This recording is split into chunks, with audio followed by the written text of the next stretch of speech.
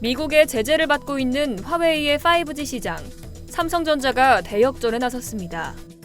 4일 파이낸셜 타임즈는 전 세계 수십 개국에서 5G 사업을 재검토하고 있는 만큼 삼성이 단숨에 시장 점유율을 끌어올릴 수 있을 것이란 예상이 나오고 있다고 보도했습니다.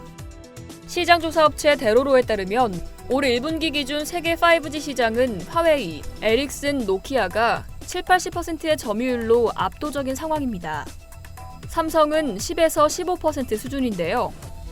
여기에 FT는 삼성이 지난달 초 미국 버라이즌과 2025년까지 약 66억 달러 상당의 대형 계약을 맺으면서 네트워크 사업에서 중대한 경쟁자로 떠올랐다고 평가했습니다.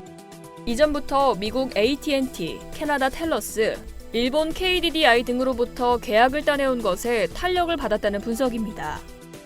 데로로의 5G 전문가 스테판 폰그레츠는 삼성과 버라이즌 간 계약은 게임 체인저가 될 수 있다고 말했습니다. FT는 도널드 트럼프 미국 행정부가 화웨이 제재에 나서면서 전 세계에서 최소 14개국 이상이 5G 사업에서 화웨이를 배제시키는 걸 검토 중이라고 했습니다. 게다가 IHS 마켓에 따르면 세계 각국은 5G에 앞으로 15년간 평균 2,350억 달러를 투자할 것으로 예상됩니다. 미국과 중국에서는 5G 관련 투자가 각각 1조 달러에 달할 것이라는 전망도 있습니다. 5G 사업 초기 단계에서 삼성이 미국 시장에 입지를 구축하기 시작한 건 긍정적인 요인이 될 것이란 분석입니다. FT는 올해 1월 기준 삼성이 5G 관련 특허를 화웨이 다음으로 많이 보유하고 있다고도 밝혔습니다. 3위는 중국 ZTE이고 이어 LG전자, 노키아, 에릭슨 등이 뒤를 잇고 있습니다. 삼성의 특허는 현재 노키아보다는 수백 개 이상, 에릭슨과는 1000개 이상 차이가 나는 상황입니다.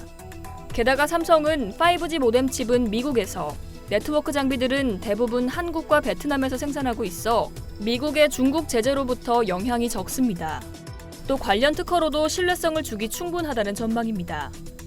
전문가들은 10년에 한 번 오는 네트워크 장비 교체 시기에 삼성이 좋은 흐름을 탔다고 평가합니다. 다만 FT는 유럽에서 삼성이 계약을 따내는 건 생각보다 쉽지 않을 수도 있다고 전했습니다. 유럽에선 2G에서 5G를 한 기지국에서 해결하는 싱글 랜을 요구하는 경향이 강한데요. 이는 결국 과거 기술이라고 할 수 있는 2G와 3G의 강점을 가진 노키아나 에릭슨이 좀 더 준비되어 있다는 의미이기도 합니다. 지난주에도 노키아는 브리티시텔레콤과 5G 장비 공급 계약을 맺기도 했습니다. 여기에 삼성의 현재 주요 공략 시장이 서유럽과 북미 등 선진국에 집중돼 있다는 점은 앞으로 노키아나 에릭슨과 치열한 경쟁을 펼쳐야 함을 의미하기도 합니다.